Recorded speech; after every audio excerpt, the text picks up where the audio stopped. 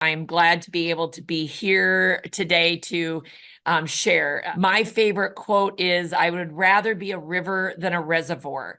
And that totally means that if there's any information that I have that would help you run your business better, then please, I hope I am sharing it with you and that you can take it and run with it, because how you take that one piece of information that I share that really triggers you is going to look different than the next person does.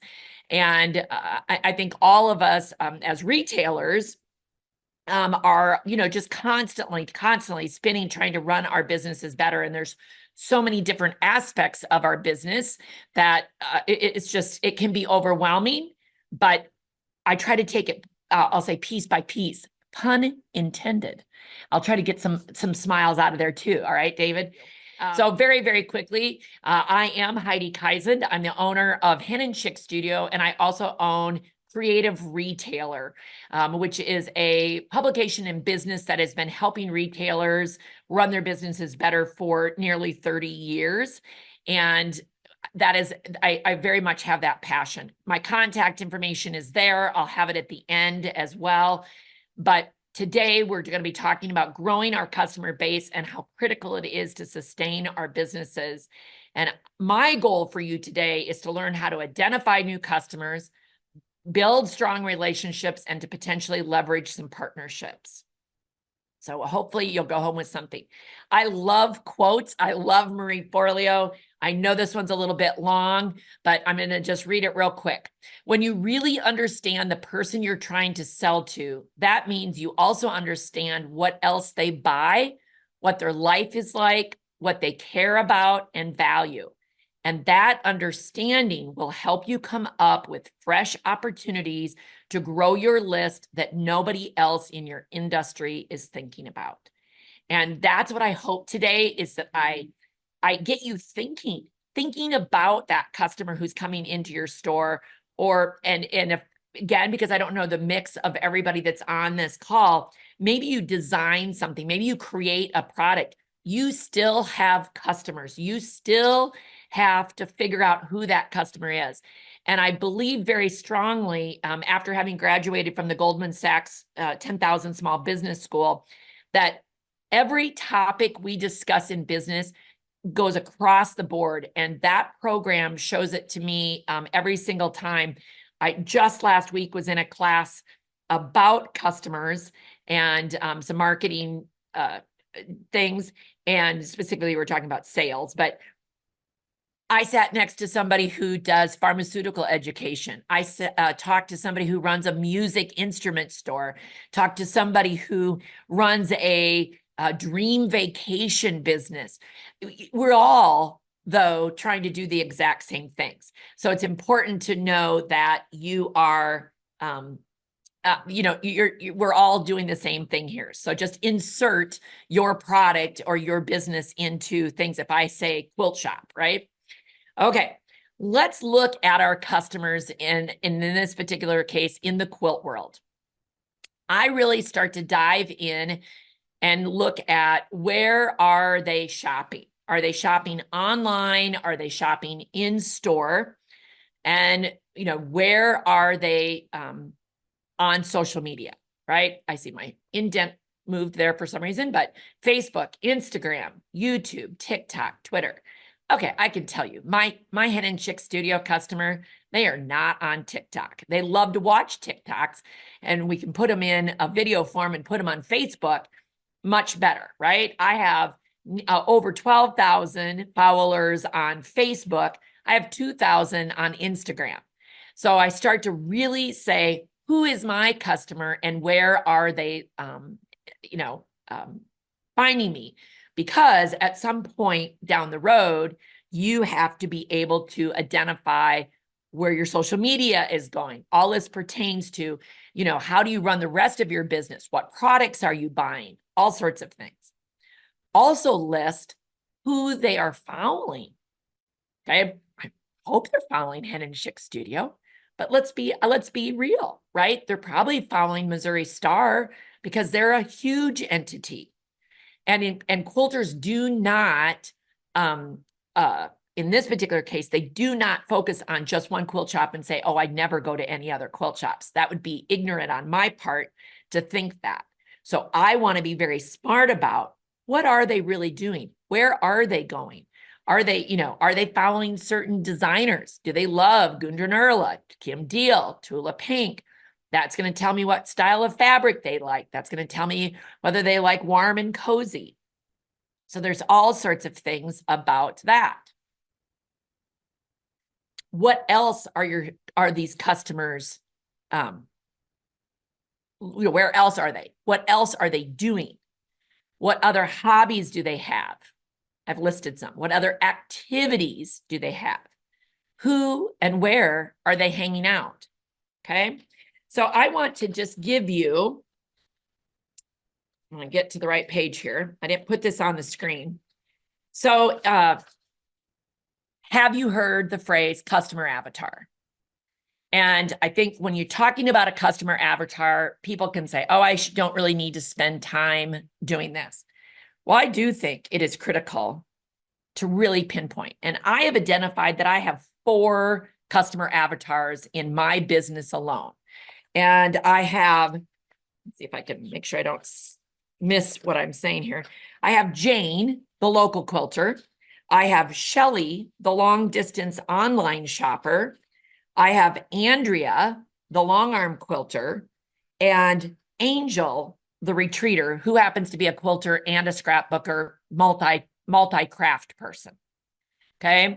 So I actually have gone through the exercise of identifying these 4 people. I'm going to just read to you after I take a drink a little bit of what I wrote as I was trying to really dig into who my people are. This is Jane. Here's some details about Jane, our in-store customer. What I see in Jane is that she is consistently creating, so she's coming into the store on a regular basis, weekly for sure. My data, and I'm going to tell you, gut feelings are great. Data backs it up. Data shows you things that you don't necessarily, can't necessarily find out other ways. My data shows that our average transaction is $38.47, but she's had more than 300 transactions since starting to shop at Hen and Chick Studio since that's just based since 2016. She is motivated by what I show in videos. She loves working with fat quarter bundles and kits, but also works hard to use all of her scraps. She lets nothing go to waste. She's budget-minded. She is always making quilts for her family or for a cause. She even brings her grandchildren into the store because she's teaching them to sew and quilt. I know she shops at other quilt shops, but I'm convenient and she absolutely supports local.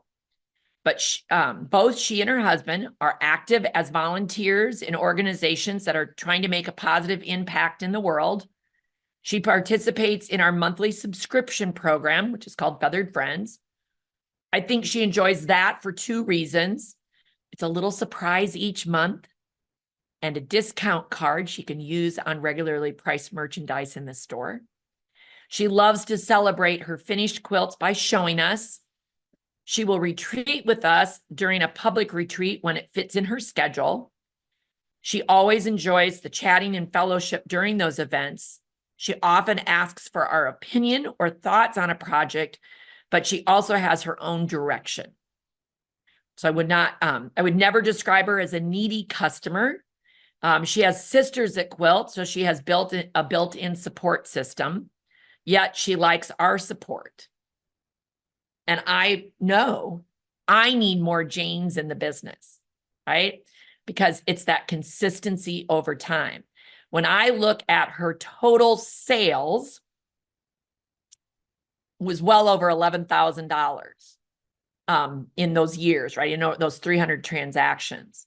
When I compared that to the other 3 customers, she's my number 1 of the 4. All 4 of them are important in the business, but Jane, who comes in my store on a regular basis, because she's consistently creating, is so critical. So when I start to then look at Jane a little bit more in depth, I can start to say things like, what are her needs? She values personal in-store experience, touching fabrics, attending classes, and getting face-to-face advice. How do I serve her? Offer in-store events, exclusive local sales, and opportunities for social connection like group sewing nights. You can also encourage her to join other loyalty programs if I had them, right? Jane may have plenty of local options for shopping, so creating a unique and memorable experience is key. And for me, when I hear that, to me, it's that constant inspiration to her. So for example, last week, I did a video comparing and contrasting one pattern done in 2 colorways. And I talked about how different they look and what dark versus light means. And I got really technical, and I started, for me, right? I got technical for our customer. She came in and bought the pattern the next day. Wasn't there that particular day, but I saw her. She came in another day, and I said, "Oh, Jane, I saw you bought the pattern." And she said, when you showed it in different colorways, it gave me an idea. I need to make a quilt for somebody. You hear she's making a quilt for somebody else. And she said, and I have a fabric collection, and she named it, not from our store. And she said, you gave me the idea that would be perfect for that fabric. So I checked all my boxes of exactly who I think Jane is. That she needs that inspiration. She's looking for it. So I have to be as consistent in inspiring her as she is as consistent in purchasing from me. So those are some things. Communicating with Jane, in-person conversations and flyers. Our Facebook group is also a place where I know Jane likes to participate. Our newsletters, kind of thing to keep her informed. So, this is a much deeper dive into understanding each of my customers and the different customers that I have. What's fascinating to me about several of this, like I'm not going to read you Shelley, the online person. I know far less about her. I know far less about her because she doesn't come in on a regular basis. She's not local. But I can tell you from the data that she does come once, maybe twice a year in person. All the other purchases are made online. Her average transaction is $80-some, but she only has like 66 transactions in the same amount of time that Jane had 300. So again, I go through that with each of my customers because being able to identify those things helps me as I start to create a plan for other forms of communication and that kind of thing. And any questions? We doing good?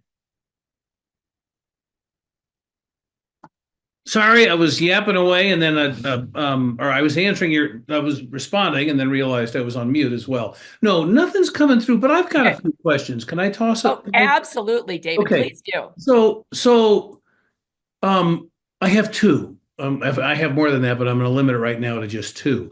So it sounds like you have built the profile of Jane on a real person. Absolutely.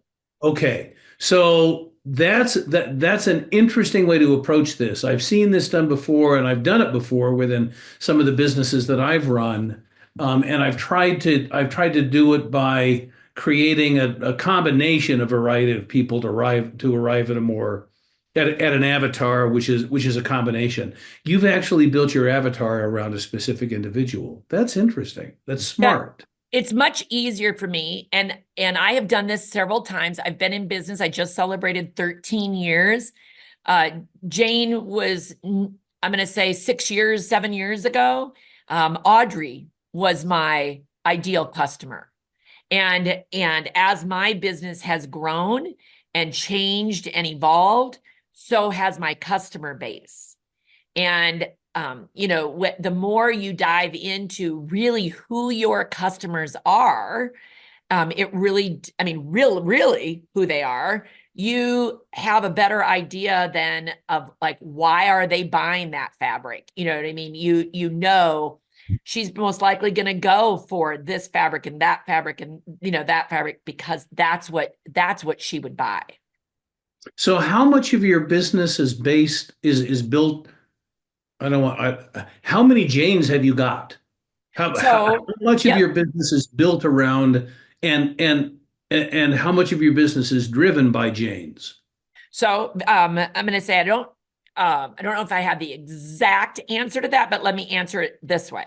So I know I have over 9,000 names in my email list. I just did a postcard mailing. I mailed to 7,000 and I had to narrow that down.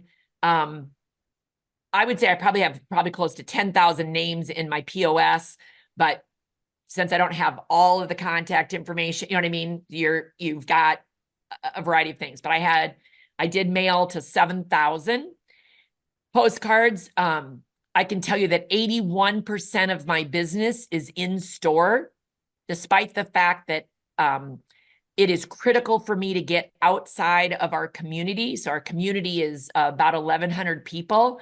Jane does happen to live 5 miles from me, roughly 5 to 7, somewhere in that. And that would be that would be a normal distance. I probably have far more people that make it a point to come and 60 to 70 miles. That's a whole nother study I would actually like to do on my customer base, is to base on zip code, but I haven't gotten there yet. Yeah. I'm going to be working on that. Does Um, Jane know that she is your perfect avatar? no, I have not shared that specifically with her. So if you know Jane, no, yeah, don't tell her. I won't say anything. Yeah. Do you feel like you have some strategies that you can use to identify potential Janes and turn them into Janes? Yep, absolutely. So, that is actually, let's move on to the next slide, right? And Okay. how do we build that list?